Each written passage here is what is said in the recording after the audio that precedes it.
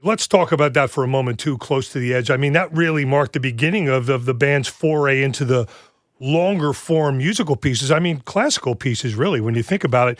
Was part of that transition the result of the positive reaction you were getting from fans of those extended versions of the Fragile tracks and the earlier tracks that you were taking on that tour?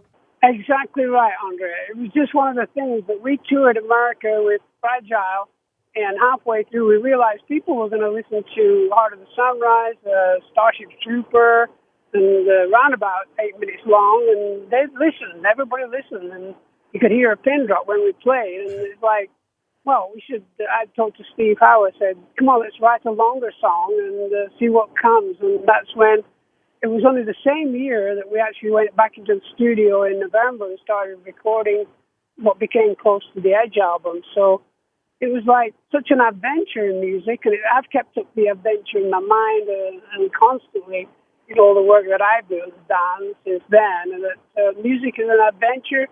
Music is forever, and you can't believe that, like you said, 50 years later we're playing it for young teenagers. It's amazing. And now let's face it, John, you were not just live, but I mean, as far as commercially successfully, you were on top of the world with Fragile. So, what was the record company's reaction when you decided you were going to introduce this long form album? Not very, not very good. They just wanted another roundabout, and I said, no way, we're going to do this music, and it's going to stick, and it's going to be performed in the next 5 or 6 years. Not thinking that you could even play it 10 years later or 20 years later. But now, 50 years later, it's kind of bizarre, very bizarre. Back then, before the band started getting into, recording in remote and exotic locations, it seems that certain bands had their go-to studios to make work. And for you guys, it was Advision in Fitzrovia on the West End. What was it about Advision that was comfortable for you to make these wonderful albums? I think because obviously it's center of London, we had a great engineer, Eddie Alford, and he was like a sixth member of the band. And we were just in that process. I think it was a couple of years. We had the Yes album, then Fragile, then Close to the Edge, and so on and so on, and just kept going.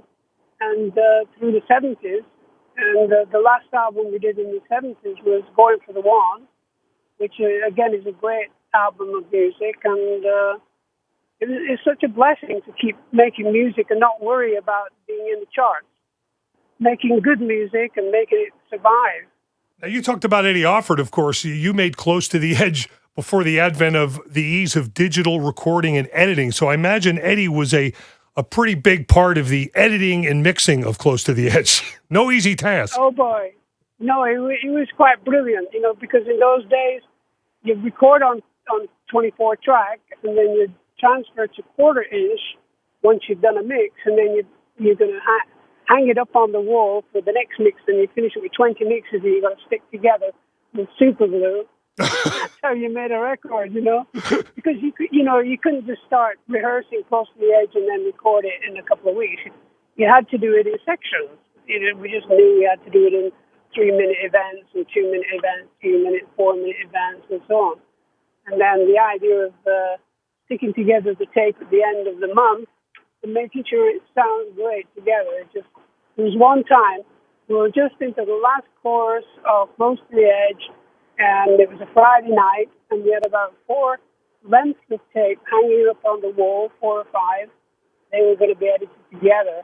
And Lizzie, this lady from next door, came in to clean up. So she started cleaning up in the studio, telling everybody to get out of the way. Come on. And so we just got out of the way for a few minutes and then came back into a cleaner studio and carried on putting the tape together. And then there was one missing. And Eddie kind of freaked and said, wait a minute, it's the bridge to the last chorus. Oh, boy, it's not on the floor. Everybody looked around on the floor, and I said, well, Lizzie just came in and cleaned up, so maybe it's in the dustbin. So we ran outside, and it was raining outside the studio, and we all went into the dustbin looking for tape, and this is one of the tapes. No, that's not the number. This is not the number. And we found it, 26. This is the number. This is the one. So we took it in and cleaned it up and dried it with a sort of a towel, a piece of paper. Oh and my! Put it together and sat down. Everybody sweating in one movie. It was terrible, and it was perfect.